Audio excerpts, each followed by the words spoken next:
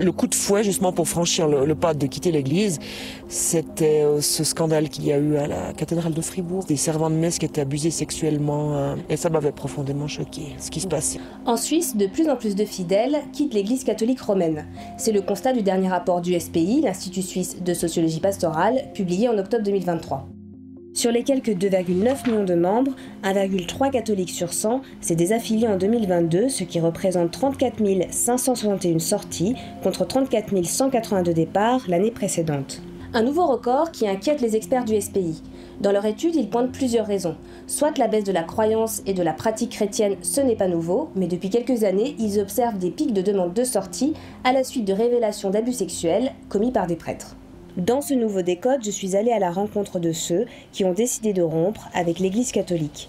J'ai pu parler avec Nathalie, 43 ans, qui vit dans la région de la Gruyère et qui a préféré garder l'anonymat par crainte des commérages. Elle fait partie de ces catholiques qui ont choisi de se désaffilier en 2017 à la suite d'un scandale de pédophilie révélé dans la presse. Pour en discuter, elle m'a accueillie dans ce qu'elle appelle sa cathédrale. Là, je vais souvent au bord du lac de Corbière. Vous verrez, c'est un endroit magique, ressourçant, calme, apaisant. Et puis pour moi, de me retrouver là-bas ou dans la forêt, c'est la plus belle des églises.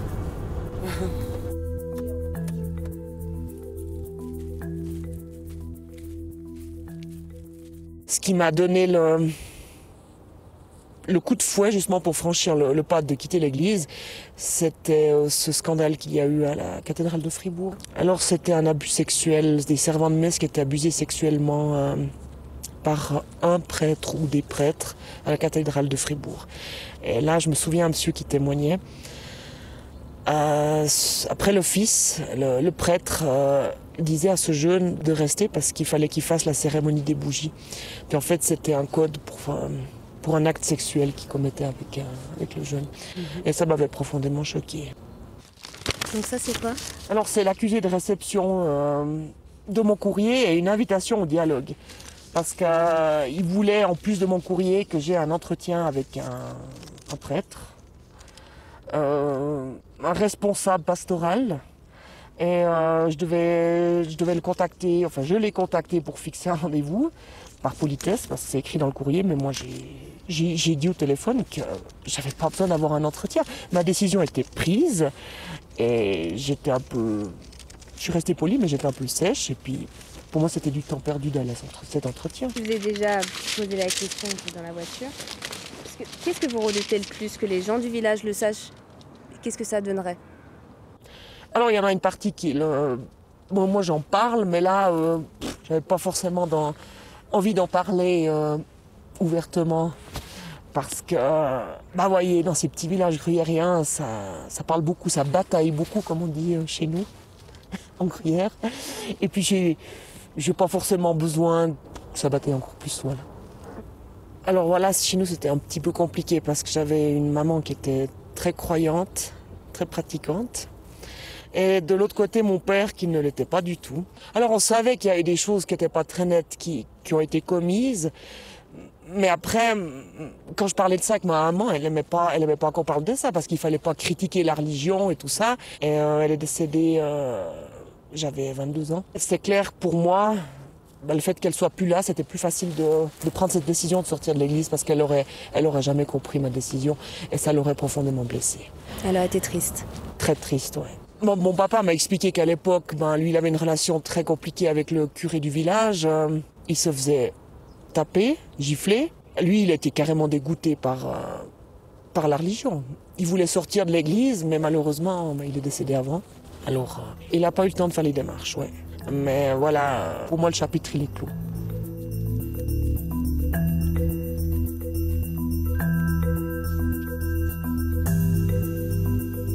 Nathalie a quitté l'église catholique en 2017. L'élément déclencheur pour elle, c'est un reportage sur des abus survenus à la cathédrale de Fribourg. Depuis, d'autres affaires ont éclaté, notamment en 2023. En novembre, une enquête de nos collègues de l'émission Mise au point révélait de nombreux cas d'abus sexuels au sein de l'abbaye de Saint-Maurice, une des plus prestigieuses institutions du monde catholique. 2 mois plus tôt, l'université de Zurich publiait un rapport accablant sur les abus sexuels et recensait un peu plus d'1 millier de cas depuis les années 50. Dans les semaines qui ont suivi la publication de ce rapport, les experts ont noté une nette augmentation des demandes de sortie. Par exemple, dans le canton de Vaud, 47 demandes ont été formulées, contre 15 à la même période en 2022. Une récente augmentation des sorties qui s'inscrit dans un déclin constant de la communauté catholique en Suisse. Depuis 2021, en seulement 2 ans, environ 70 000 pratiquants ont claqué la porte. Un phénomène qui s'accentue depuis plusieurs années. Le rapport du SPI, Institut suisse de sociologie pastorale, rappelle que le nombre de sorties se maintient à un niveau très élevé et qu'il faut s'attendre à ce qu'il continue d'augmenter. La chose la plus importante, c'est que les personnes qui se désaffilient ne voient plus tellement la fonction que l'Église a pour eux. Parce que dès que vous avez encore une identité catholique ou les personnes qui pratiquent et qui voient cette fonction, très très souvent ils vont dire « Oui, je ne suis pas d'accord avec ces abus, je trouve que c'est scandaleux ». Mais quand même, ça ne veut pas dire que je dois me désaffilier. Je suis quand même catholique. Donc il y a plein de possibilités de rester en disant que ça c'est des exceptions ou ça c'est à d'autres endroits que ça s'est passé ou c'était dans le passé. Par contre, si vraiment vous ne voyez plus de raison de rester, alors ce déclencheur peut faire la différence. Là, il y a plein de déclencheurs possibles. Les abus au sein de l'Église ne représentent pas la cause principale des désaffiliations, mais plutôt un déclencheur de plus en plus observé par les spécialistes. En effet, les positions conservatrices de l'Église sur la place de la femme ou celle de la communauté LGBTIQ+, sont aussi des facteurs importants de départ. Du point de vue de ces changements de valeurs qui sont très importants dans la société, l'Église catholique est relativement conservatrice. Donc si vous comparez avec l'Église réformée, c'est très très différent. Donc l'Église réformée est beaucoup plus proche des valeurs accueillant LGBTQ, émancipation de la femme, démocratie à l'intérieur de l'Église. Donc là, c'est 2 mondes très très différents. L'antenne LGBTI Genève de l'Église protestante réformée accueille certains de ces catholiques qui ont décidé de rompre avec leur Église, de manière officielle ou non. C'est le cas de Swan, genevois âgé de 30 ans, longtemps pratiquant. S'il n'a pas fait de démarche de désaffiliation officielle, il ne se considère plus comme membre de la communauté catholique. Quand j'ai découvert que je faisais partie de la communauté LGBTIQ+, c'était difficile de rallier à ce moment-là ces deux choses. Religion, en même temps on découvre qu'on a une identité qui est pas forcément acceptée dans la religion. Et pour moi c'était impensable de faire partie encore de l'Église. Il fallait faire ce choix. Et à ce moment-là, ça m'a mis très en colère d'entendre, de savoir que je n'étais pas accepté au sein de l'Église comme j'étais. Et c'est pour ça qu'à ce moment-là, pour moi, j'ai voulu mettre un terme final un petit peu entre le lien religion et identité. Il fallait faire le choix et je me suis choisi. Et ça, je pense, c'est douloureux de se dire, je dois faire un choix, je dois un peu décortiquer mon identité, mettre certaines de côté, garder ce qui est le plus important, mais ne pas pouvoir à ce moment-là tout garder.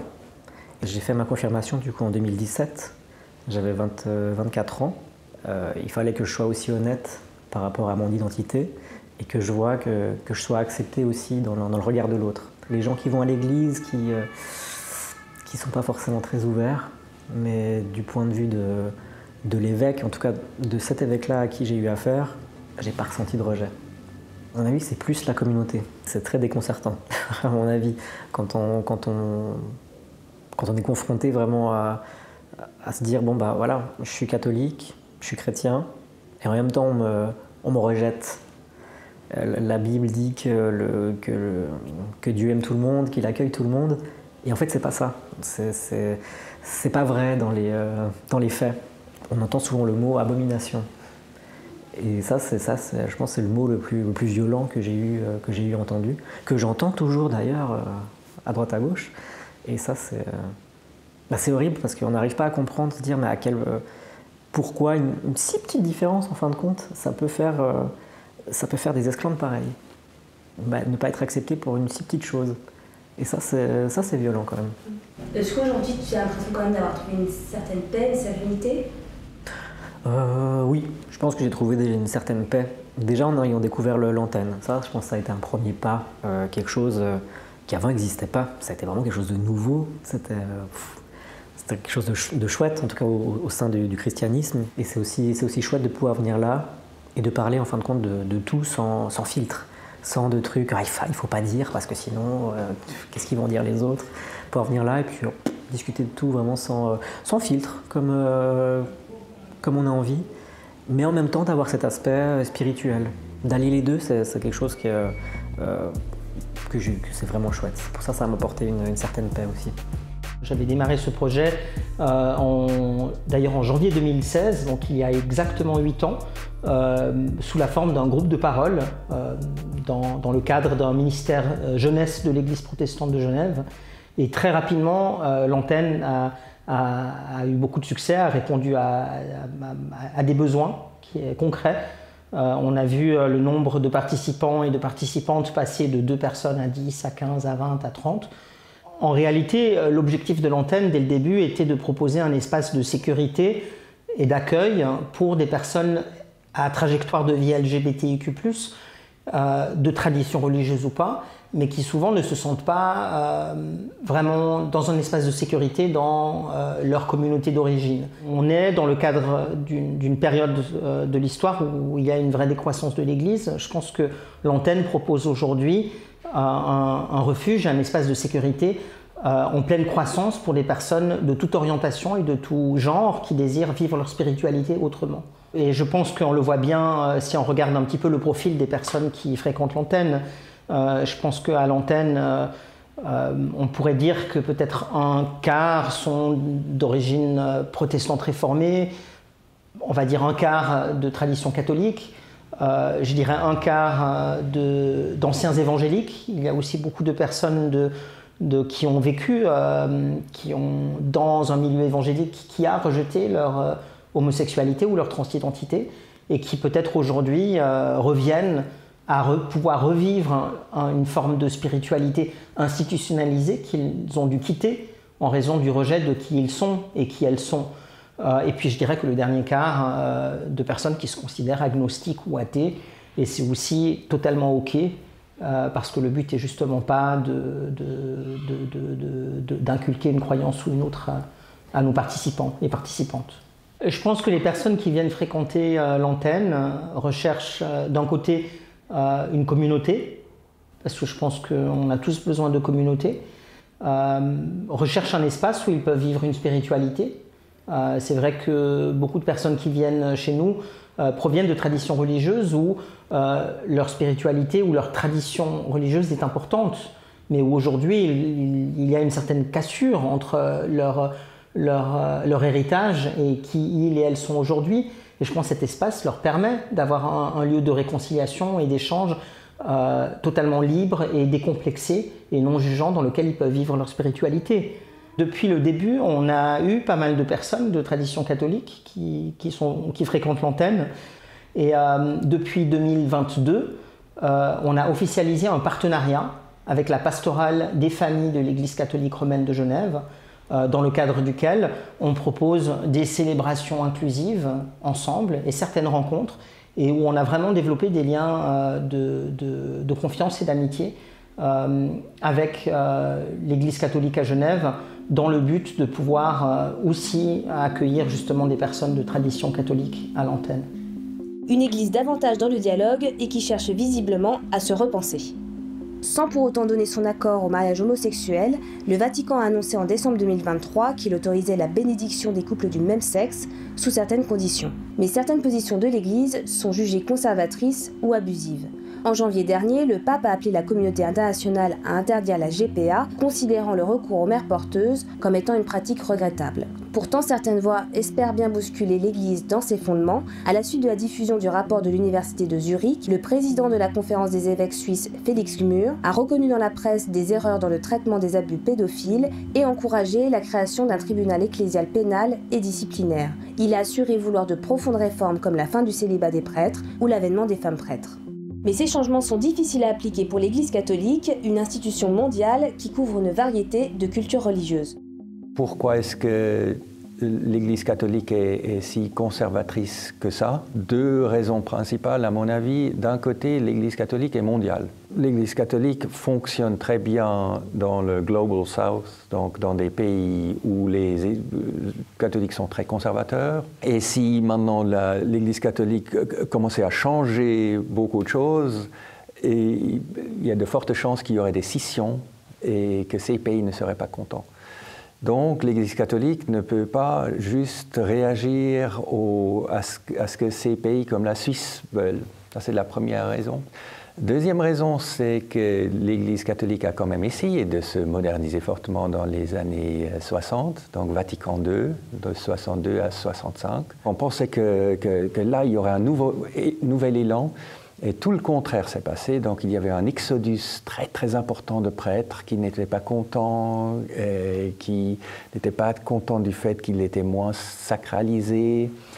Et il y a eu des désaffiliations en masse, et l'Église a pris peur. Donc à partir de là, les responsables ont dit « Ah, mais on est allé trop loin », et ils sont devenus plus conservateurs. Jusqu'aujourd'hui. Aujourd'hui, maintenant, il semble que toute l'Église ensemble pourrait s'ouvrir un peu plus, mais on ne voit pour le moment pas où ça va vraiment mener. J'espère que cette vidéo t'a permis d'en savoir un peu plus sur ces phénomènes de désaffiliation. N'hésite pas à liker, commenter, partager et abonne-toi à notre chaîne.